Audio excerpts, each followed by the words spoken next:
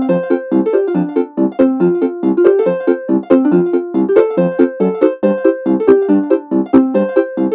just know it's going to be one of those days. If I don't record now, I'm never going to record. Look, I've already been drenched today and dried off, so I'm a complete wreck. But I've got to make a video, so here we go. That's welcoming.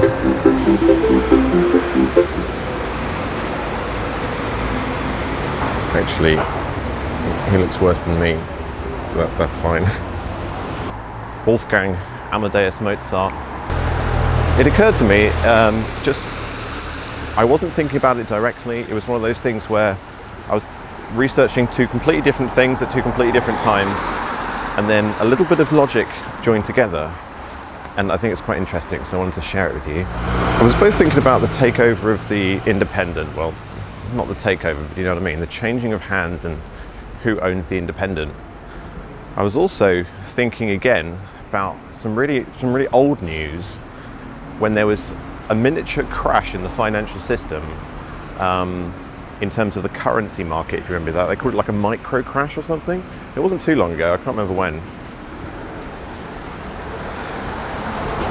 And they say that the micro crash was caused through automated systems where automated trading is essentially controlled by a piece of software.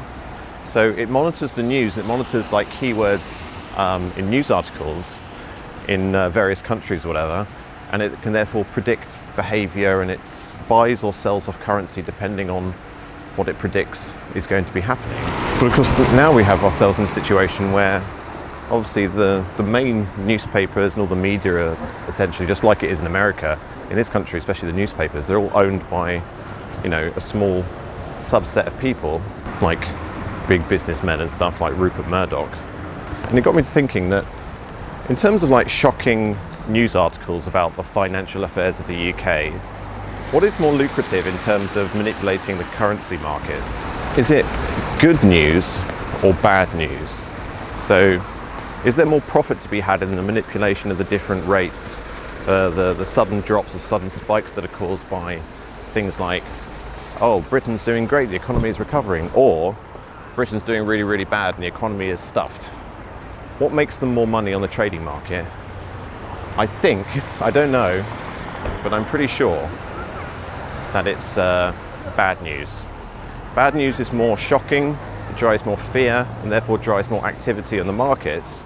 So those who own the newspapers, they have an incentive to publish bad news, especially about Brexit. Like, Brexit is doomed, it's all going to hell, oh shit, what the fuck, we're all fucked. You know, all of that stuff can actually, surely, it's only logical to say that that sort of stuff can be used to manipulate markets and drive a profit for those who, I'm just saying, that's maybe the incentive that people have to actually invest in things like the Telegraph or the Independent or whoever it happens to be. And now this rain is going to carry on all day, hence me finishing the video before it started. Yay.